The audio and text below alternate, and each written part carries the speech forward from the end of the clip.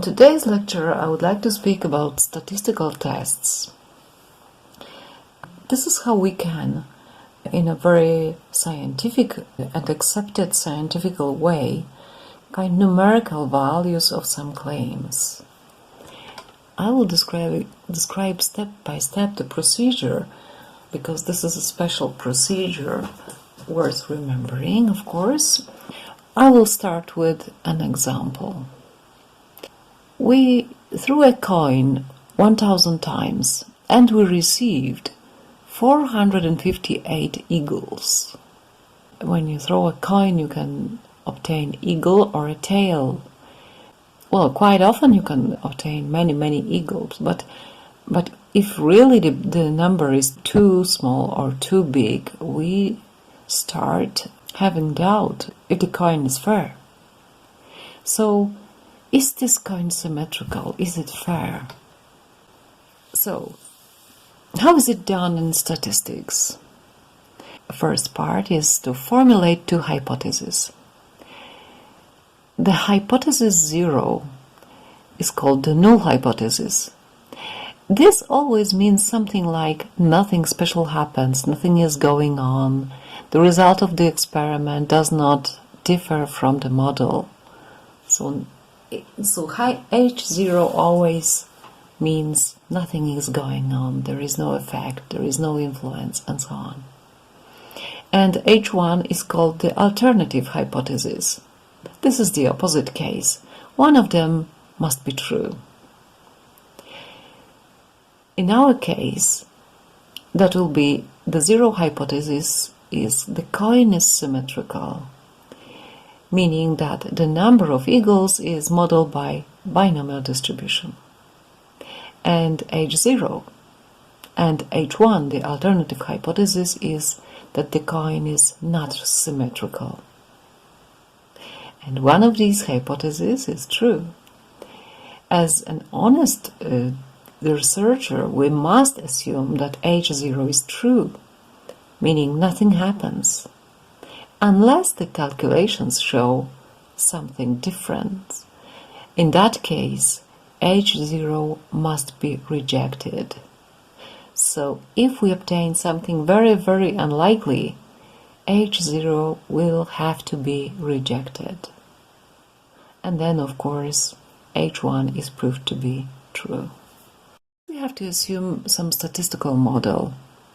Here we assume that if the coin is symmetrical, then obviously the number of eagles should be modeled by binomial distribution. With n equal 1000, that means 1000 trials, and probability of success always the same, equal a half, and probability of failure always a half too. Then, what is the expected value in this experiment? This is equal to NP for binomial. So by substitution you obtain 1000 times 0.5 is 500. So it means we expect more or less 500 eagles upon 1000 trials. Well, we got 458, which is less. But is it very unlikely? If we throw a coin 1000 times, then of course we can get practically any number between these two.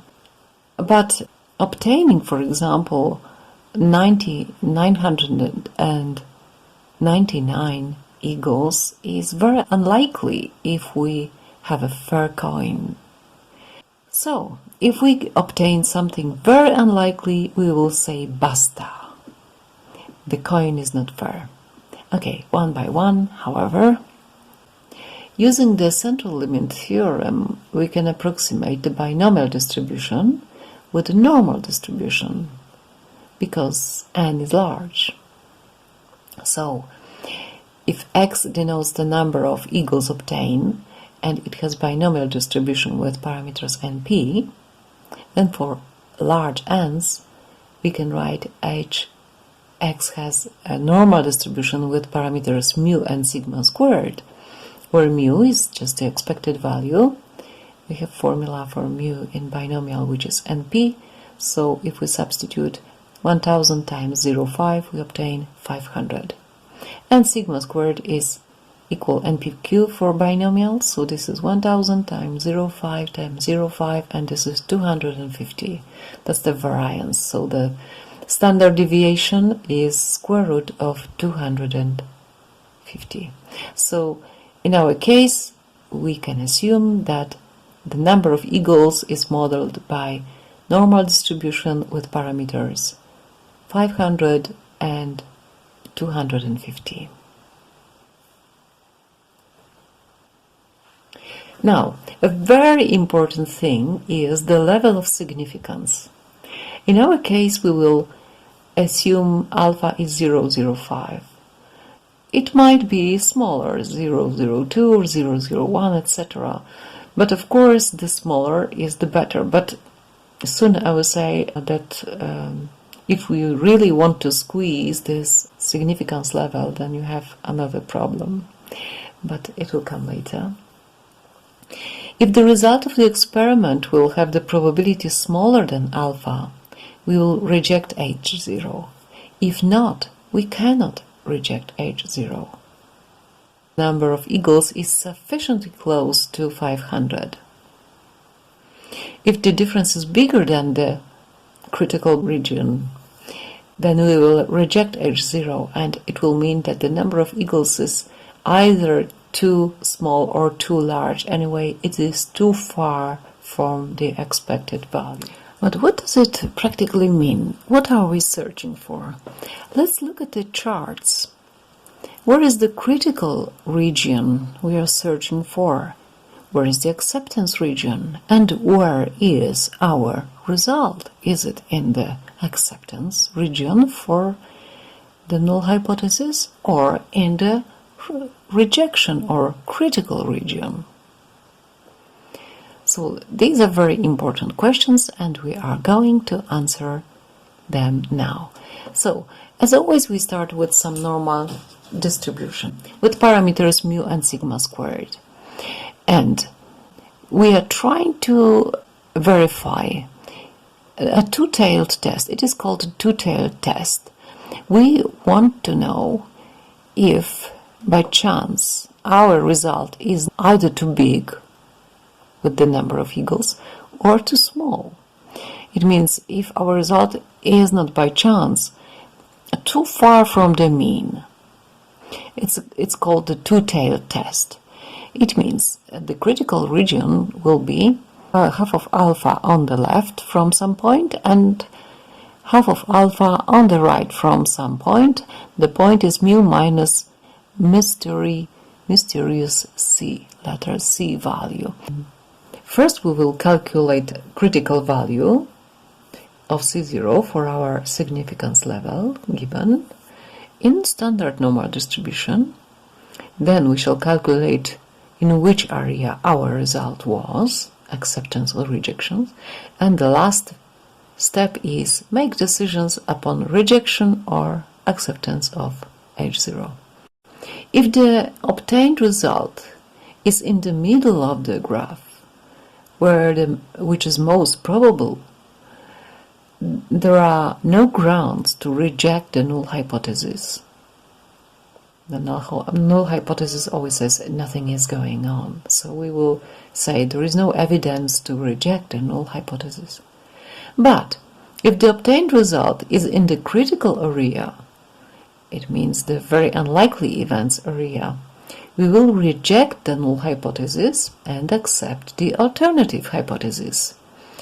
Of course, at the level of significance alpha assumed. What's the critical area for the level of significance alpha 0.05? The diagram shows that C0 has the probability that Z is less than C0 is 1 minus alpha by 2. So this is 0.975. How do we obtain the value, the Z value? We take phi to minus 1 of 0.975. So this is 1.96.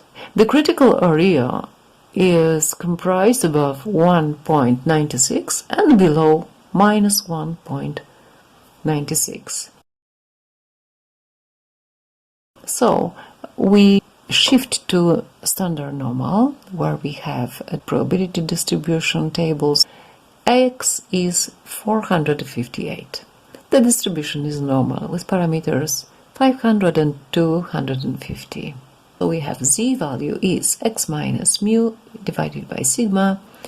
So this is 458 minus 500 divided by square root of 250, and this is exactly minus 2.56. So this is much less than minus 1.96. So we are there. We are there, more or less. So what is the conclusion? Our result is in the rejection area for H0. So it means we have to reject H0, the hypothesis which states nothing is going on, and we have to claim that alternative hypothesis H1, that the coin is not symmetrical, is true.